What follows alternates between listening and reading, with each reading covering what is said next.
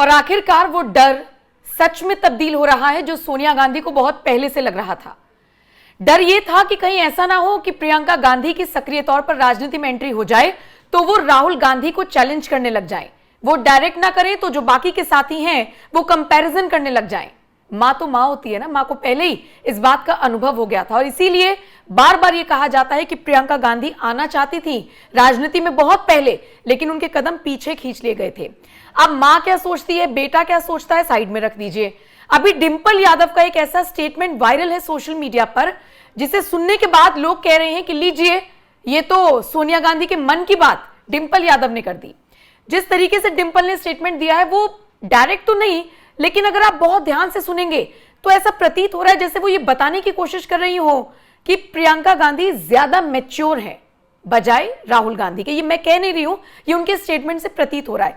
पहले डिंपल यादव को सुन लीजिए। और हमें बहुत फक्र है इस बात का कि हमारे बच्चे झुके नहीं आपके आगे, इस सरकार के आगे नतमस्तक नहीं हुए। आप लोग तो अमेरिका वालों के सामने नतमस्तक होके आ गए। लेकिन हमें फक्र है कि हमारे बच्चे लड़े और इस लड़ाई को जीते। और मुझे खुशी इस बात की है कि समाजवादी पार्टी पूरी तरह से यूथ के साथ, छात्रों के साथ खड़ी रही और आगे भी हमेशा खड़ी दिखाई देगी। अब ये डिंपल यादव का स्टेटमेंट आया, सदन में एक बहस चल रही थी, आप जानते हैं कई सारे मुद्दों को लेकर। इसमें प्रमुख एग्जामिनेशन बिल हो गया या पेपर जो लीक हुआ उसको लेकर हो गया, प्रोटेस्ट को लेकर हो गया, जेंजी हो गया, इन सब के बीच, बहसबाजी के बीच ये स्टेटमेंट आया। आज इसी पर चर्चा करेंगे। पंकज जी, डिंपल का जो बयान है वो कंपेयर कर रही है, कुछ इस टाइप का लग रहा है, क्या ऐसा है या ये सिर्फ एक, ये कह सकते हैं कि लोगों को शक हो रहा है कि भाई ऐसा कुछ हुआ है? डिंपल यादव जब बोलने के लिए खड़ी हुई तो उन्होंने कई तरह की बातें की पेपर लिख के कि कैसे सोनम वांगचुक को उठा लिया तो लाठीचार्ज हुआ बच्चों पर, मैंने देखा। फिर वो एक लाइन बोलती है और उस लाइन में वो कहती है कि कुछ लोगों ने डिरेल करने की कोशिश की इस आंदोलन को। और फिर वो ये भी कहती है कि उसी पार्टी की एक बड़ी महिला नेता आंदोलन में जाना चाहती थी लेकिन उन्हें जाने की इजाजत नहीं मिली। अब तमाम सोशल मीडिया के यूजर्स ये कह रहे हैं कि वो पार्टी जिसने डिरेल करने की कोशिश की वो है कांग्रेस, क्योंकि प्रधानमंत्री आवास के सामने जाकर बैठे और वो 2 घंटे का जो धरना दिया, जो पूरा ड्रामा किया इन्होंने कि सारा लाइमलाइट वहां से हटके इन पे आ जाए, तो लोग कह रहे हैं कि हो सकता है कि कांग्रेस ने, और उसी पार्टी की एक बड़ी महिला नेता जो जाना चाहती थी, हो सकता है प्रियंका गांधी जाना चाहती हो ये जंतर मंतर पे, स्टेज पे, लेकिन उन्हें जाने की इजाजत न दी गई हो। हाँ, क्योंकि पहले तो कांग्रेस ने इस पूरे धरने से दूरी बनाई हुई थी, सडनली इन लोगों को लगा कि ये बड़ा हो रहा है तो ये लोग भी पहुंच गए थे। बिल्कुल बिल्कुल। और फिर अचानक बताइए कि और कौन नेता ऐसा हो सकता है कि जिसने डिरेल करने की कोशिश की हो और उस पार्टी की कोई बड़ी महिला नेता जाना चाहती थी। तो नाम नहीं लिया है, लेकिन अब शक तो कांग्रेस पे ही हो रहा है क्योंकि वो एक बड़ी महिला नेता प्रियंका वाड्रा है और फिर वो पार्टी कांग्रेस है। अब एक और बात मैं बता रहा हूं, कल भाषण दिया, कल प्रियंका ने दिया, आज राहुल ने दिया।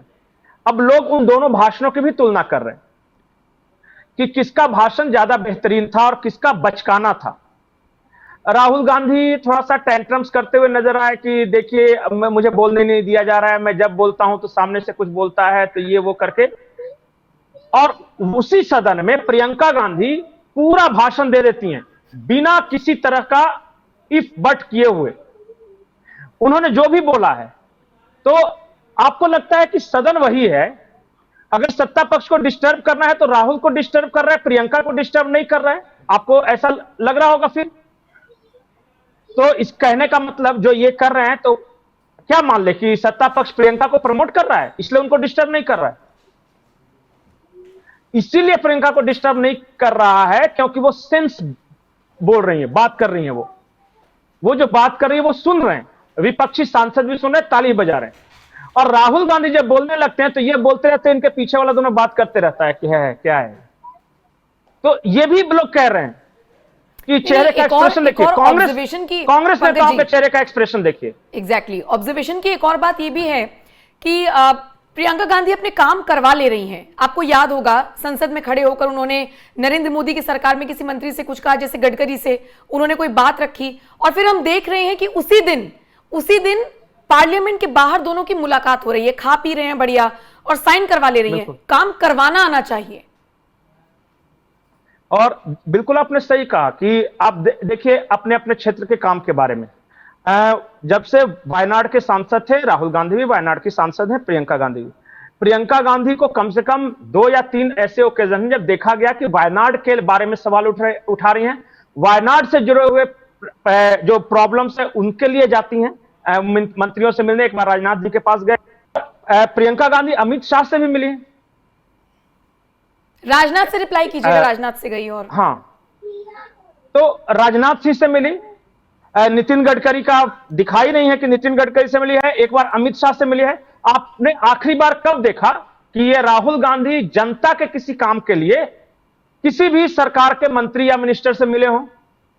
मतलब ये इतने टशन में हैं कि एक बार प्रधानमंत्री भले चले जाएं, लेकिन ये नहीं जाता आदमी। जबकि प्रधानमंत्री ये लीडर ऑफ अपोजिशन है, ज्यादा रिस्पॉन्सिबिलिटी है, ज्यादा संवाद स्थापित करना चाहिए। मुझे याद है किसी तरह लीडर ऑफ अपोजिशन हुआ करती थी लोकसभा में सुषमा स्वराज, और बहुत सारे लोग क्रिटिसाइज करते थे। यहां तक सोनिया गांधी के खिलाफ उन्होंने बोल दिया था कि सोनिया गांधी अगर प्रधानमंत्री बनी तो मैं अपने सर मुड़वा लूंगी, यह सुषमा स्वराज ने बोला था। लेकिन जब सदन में वो नेता प्रतिपक्ष बनी तो वही सोनिया गांधी और सुषमा स्वराज हाथ में हाथ डाल के घूम रही हैं। तो एक वो है लीडर ऑफ अपोजिशन और ये है लीडर ऑफ अपोजिशन। इसने अपने आसपास एक लेफ्टिस्टों का कॉकस बना दिया है। अब एक और मैं आपको तस्वीर दिखाता हूं। जंतर मंतर पे प्रदर्शन हुआ तो वहां एनएसयूआई के भी लोग थे, आयसा के भी लोग थे, सारे स्टूडेंट संगठन के जो भी अपोजिशन का है, जैसे समाजवादी के भी थे, चंद्रशेखर रावण भी थे। लेकिन राहुल गांधी ने चूज किसको किया? एनएसयूआई के चाहते तो उनका अपना स्टूडेंट संगठन है, कांग्रेस का अपना है कि नहीं, लेकिन उन्हें मिलने के लिए बुलाया तो आयशा वाली नेहा बोरा को बुलाया। क्यों? कम्युनिस्ट को क्यों? अपने स्टूडेंट संगठन के लीडर को क्यों नहीं? इसलिए मैंने कहा कि कम्युनिस्टों के गिरफ्त में है ये। और एक बार सदन में किसी ने मजाक भी किया था कि वो पर्ची जो होता है, पर्ची भेजता है, वही पर्ची पे देख के ये बात करता है। वो पर्ची किसके लिए कहा गया था उस वक्त पता है? सीताराम येचुरी के लिए। आज नहीं है इस दुनिया में, लेकिन कहा जाता था कि सलाहकार वही बने हुए थे उस वक्त।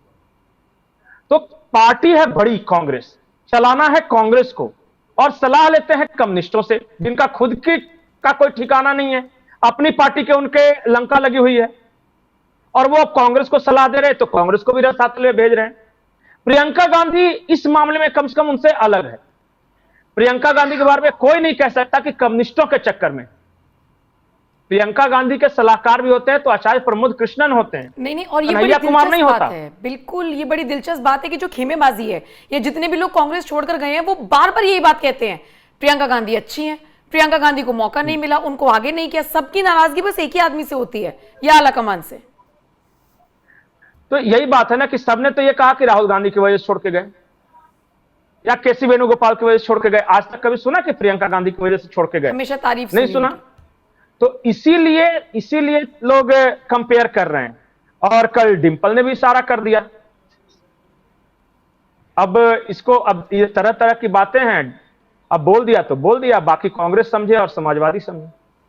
चलिए ठीक है, और बाकी दर्शक समझे, उनके ऊपर छोड़ जाते हैं, वो भी समझदार हैं। आप क्या राय रखते हैं कमेंट सेक्शन में बताइएगा, और एनएमएफ न्यूज देखते रहिए। नमस्कार।